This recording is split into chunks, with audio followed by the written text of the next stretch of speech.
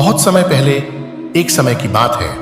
वृंदावन में श्री कृष्ण और उनके साथी गोपों की गोपियों के साथ एक बड़ी जमीन पर आराम से बैठे थे।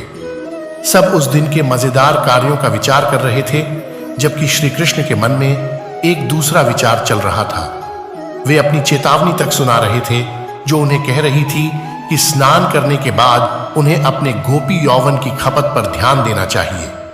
श्री कृष्ण की मन में दुविधा हो गई कि कौन सा कार्य बेहतर होगा, या तो उन्हें आराम करने देना चाहिए या फिर जल्दी से अपने अन्य कार्यों में लग जाना चाहिए। श्री कृष्ण ने फैसला लिया कि उन्हें अपनी गोपियों का ख्याल रखना चाहिए।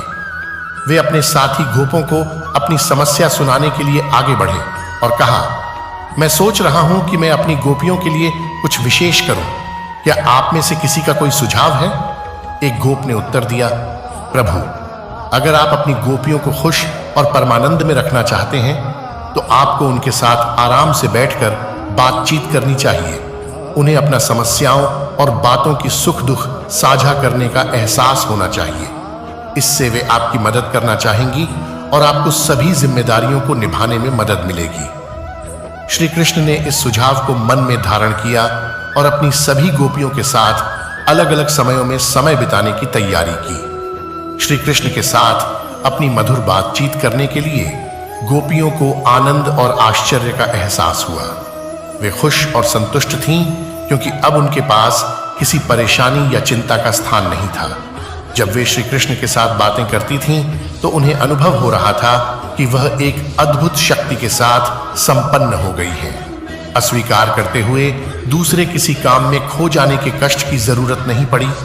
वे अपनी निर्णय क्षमता में सुधार पाएं और आत्मविश्वास की वृद्धि को प्राप्त करें। ये किसने सोचा था कि श्री कृष्ण की सबसे छोटी दुविधा से एक महान धार्मिक संगठन जन्म होगा। हमारे असफलताओं और संघर्षों में हम अक्सर अपनी दुविधाओं और समस्याओं में जकड़ जाते हैं, लेकिन इस कहानी से हमको सीख मिलती है कि एक सही निर्णय लेने के लिए हमारे मन की विचारों को टिकाए रखना आवश्यक है। इसके लिए हमें अपनी दुविधाओं का सामना करना और बातचीत करना चाहिए। अपनी जीवन में जीविका, परिवार, स्वास्थ्य, अध्ययन आदि जैसे कई महत्वपूर्ण मामलों में हमें दुविधा हो सकती है। ये दुविधाएं हमें परेशान कर सकती हैं और हमें सही निर्णय लेने में बाधा डाल सकती हैं।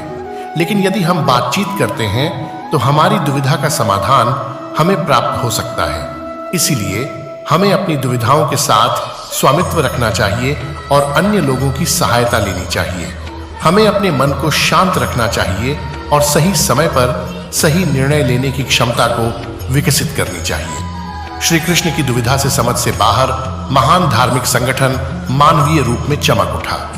इस कथा से हमें यह शिक्षा मिलती है कि चिंता और दुविधा के दर्पणों को पार करने के लिए हमें आत्मविश्वास मजबूत करना चाहिए और मन को शांत और स्थिर रखना चाहिए।